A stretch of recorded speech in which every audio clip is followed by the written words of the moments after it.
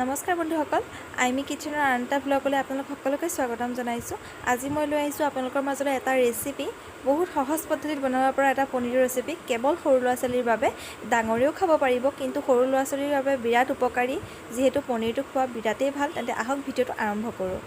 তো প্ৰথমে পনীৰখিনি বনাবৰ কাৰণে মই পনীৰখিনি অকণমান সৰু সৰুকৈ কাটি লৈছোঁ, বেছি ডাঙৰকৈ কৰা নাই। যিহেতু সৰু ল'ৰা ছোৱালীৰ বাবে বনাম, সেইকাৰণে অকণমান সৰু সৰুকৈ কাটি লৈছোঁ। আৰু আপোনালোকেও এনেধৰণেই কাটি ল'ব, তেতিয়া খাবলৈ ভাল পায় বাচ্ছাবিলাকে।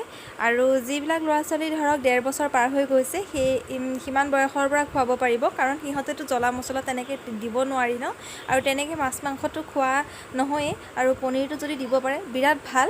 তো এইখিনি মই প্ৰথমে সৰু সৰু টুকুৰা কৰি পেলাই কাটি ল'ম। তাৰপিছত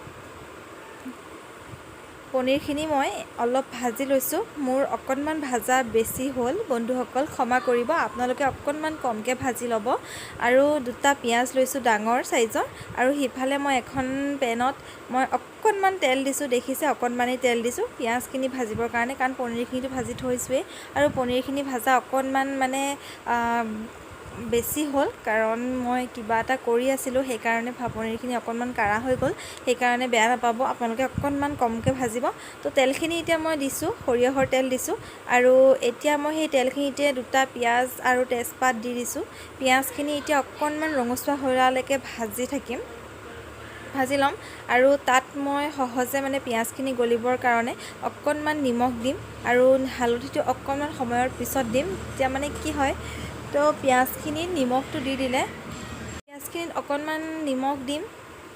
পিঁয়াজখিনিত নিমখ দিলে অকণমান সিজিবৰ কাৰণে সহজ হয়। গেছটো মিডিয়াম কৰি থ'ব, পিঁয়াজখিনি দি নোযোৱাব।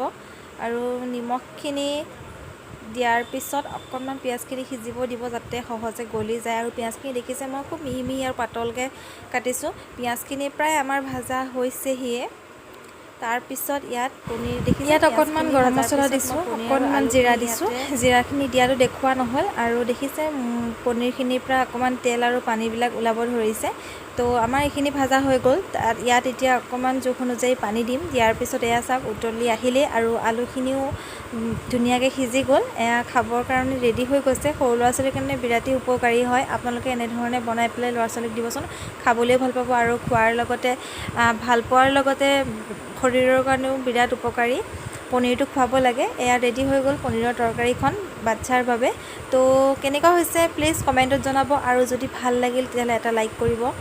তো আজিৰ ভিডিঅ'টোত ইমানেই দেখালোঁ। যদি আপোনালোকে নতুনকৈ মোৰ চেনেলটো চাই আছে, প্লিজ মোৰ চেনেলটো ছাবস্ক্ৰাইব কৰিব। যিহেতু মই নতুন হয়, সঁহাৰি জনাব। ইমান নাজানিবও পাৰোঁ, যদি ভুল হয় তেতিয়াহ'লে ক্ষমা কৰিব, আৰু ভুলৰ শুধৰণিবিলাক শুধৰাবৰ কাৰণে চেষ্টা কৰিম বাৰু, আপোনালোকে দেখুৱাই দিব। তো আজিৰ কাৰণে ইমানেই।